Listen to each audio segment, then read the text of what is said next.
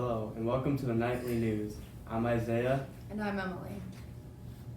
On today's program, we will be talking to you about the changing grading system, homework, students with jobs, co-curricular clubs during the school day, and pole and basketball. First, let's go to Bree with a report on the school's changes in the grading system. Since traditional schooling started, the grading system of many academies has gone through several changes. Even teachers have gone through some of these shifts, and their standards were a little different than what's expected of students today. It was A, B, C, D, F, and we did not have standards per se. If we did have standards, it was teacher to teacher, and it was a big secret to anybody. Most people my age, I think the grading system was quite traditional. It was like the 0 to 100. 70 was that magic number to pass or not. That 2.5 is that magic number to pass or not. And so there are a population of students that will be highly focused on that number to make sure that they pass. It was points, so like kids would get a certain number of points on each assignment, and then however many points they got at the end of the quarter divided by how many they could have gotten is how I came up with a grade. PRHS is one of many schools to change its system during its 20-year run, including the most recent change to typical standards. But what was the original system like? It used to be 4 distinguished, 3.5 advanced, 3 competent, 2 partially meeting standards, and 1 no credit.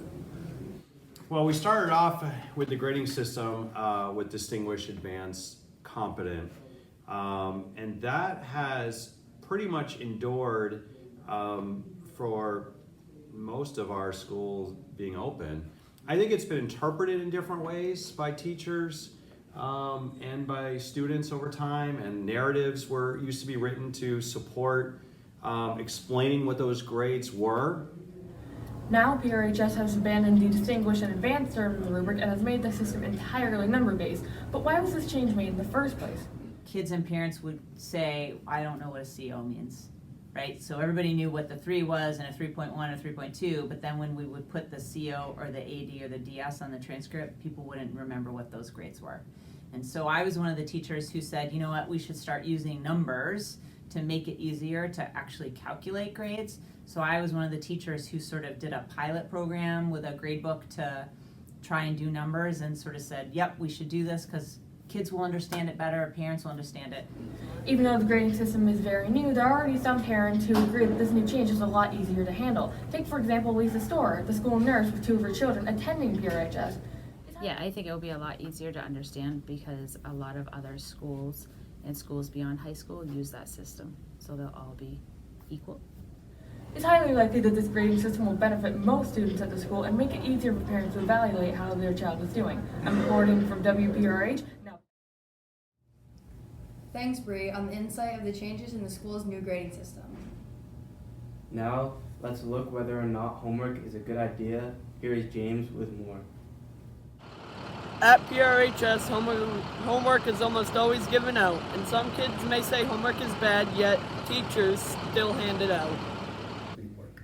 So I believe that homework teaches students the skills necessary to manage their time. And it's also true that homework is often used to prepare students for other work in the classroom. And we only have 78 minutes a block 2 or 3 times a week, which means that students often need the opportunity to think about the subject matter outside of the class time. I don't give homework for any of my classes. It's really pretty much done all in class. The real benefit I would see for homework would be to prepare students for the class. And I just think the way things work these days with kids, that's harder and harder to do. I believe the advantages to offering homework are to prepare students for college or a career, and also to provide students with the opportunity to review information from the course. They're overscheduled with sports and work and things like that, where they are walking in a classroom feeling bad about the class and distracted by the fact that they haven't done something that they needed to. I think an advantage of not giving homework is that it allows students the opportunity to spend their time working on other things, other interests. It can help students positively by, once again, perhaps giving them practice and things that they've learned in class so that they have a little bit more contact with it.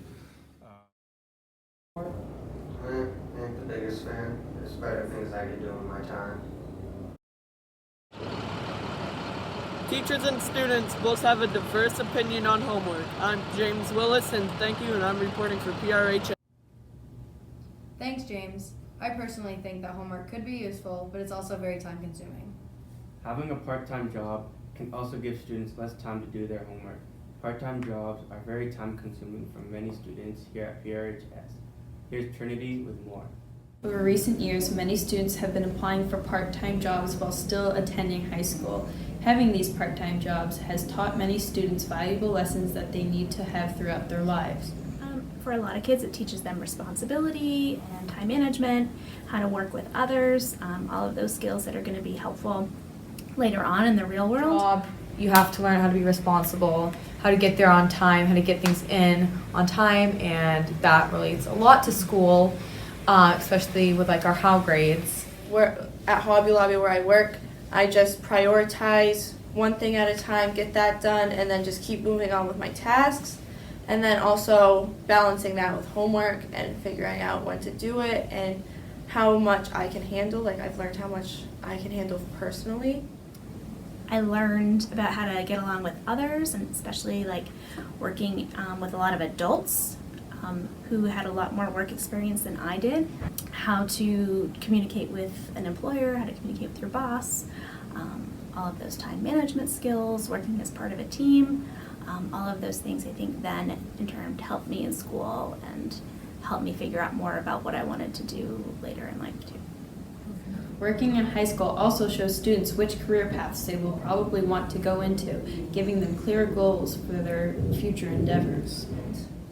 I don't necessarily think that fast food is the way to go for students because it can be very high paced and stressful, and we don't need any more stress in our lives. I think any job where they might be working with the public, where they have to work as a team with their coworkers. By having part-time jobs, it shows students what to expect after high school. I learned that work is hard and it's hard to juggle things in life, but there's always pros and cons. I'm understanding now that like life is gonna be hard and you have to juggle things all the time, and sometimes you're gonna have to miss out on things. Employers. I have learned that I have to listen to my employers, which has shown me that I need to listen to my teachers and do as they say. That way I can be the most productive and just be able to do all my work as efficiently as possible.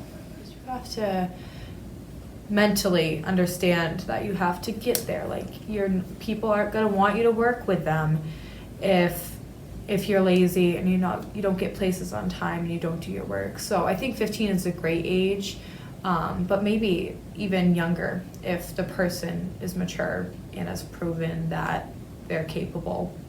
I think some 15-year-olds are working a little bit, and I think that's fine. I think it gets complicated for students when they need a ride. So usually by 16 you have your license and are able to kind of get yourself back and forth. I think that the minimum age should be 16 because before then you're just getting a feel for high school, you're getting a feel for school, and if you have work to worry about, then you're going to be overwhelmed. And so once you ease into the stress of school, then I think you should be able to get a job, make money, because that's when you get your license, get a car, so then you actually have to be responsible for yourself. The students at Poland Regional have been investing their time towards their part-time jobs, which teaches them valuable lessons. I'm Trinity, reporting at WPRH. Thanks, Trinity, for all the insight. Part-time jobs can be beneficial for some students and have a negative impact on others. They usually take up a lot of time, so here's Hunter on why we should have some co-curriculars during the school day.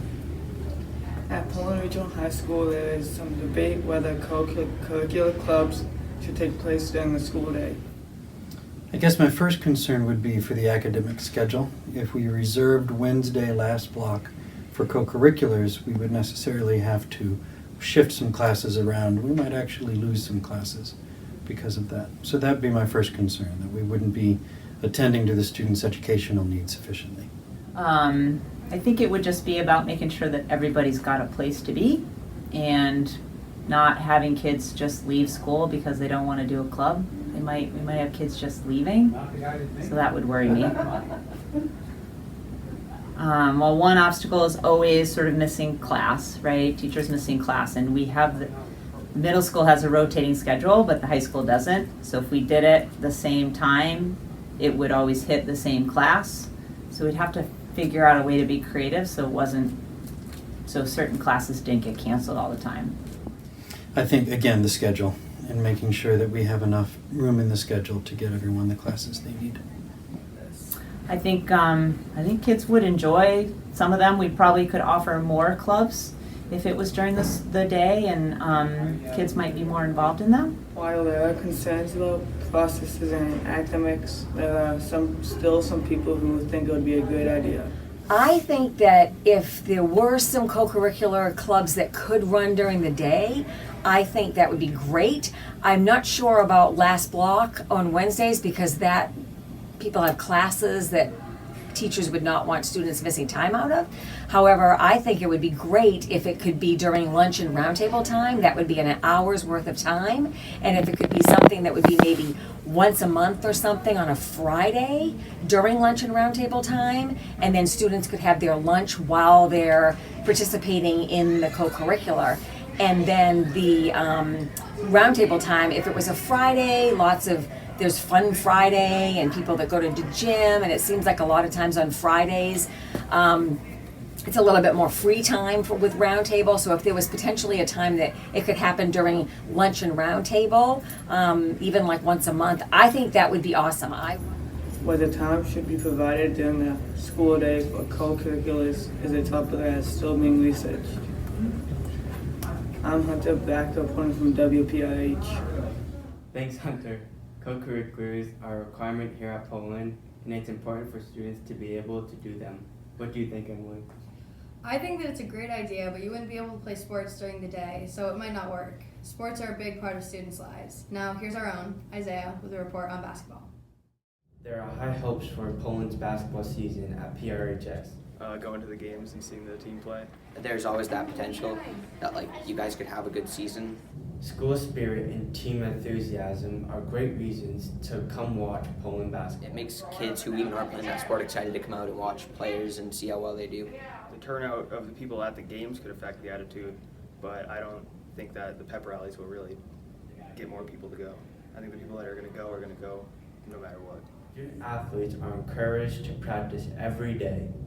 All the players could benefit from practicing. You see pro athletes who are practicing every day even though they're at the top level. And I think the team might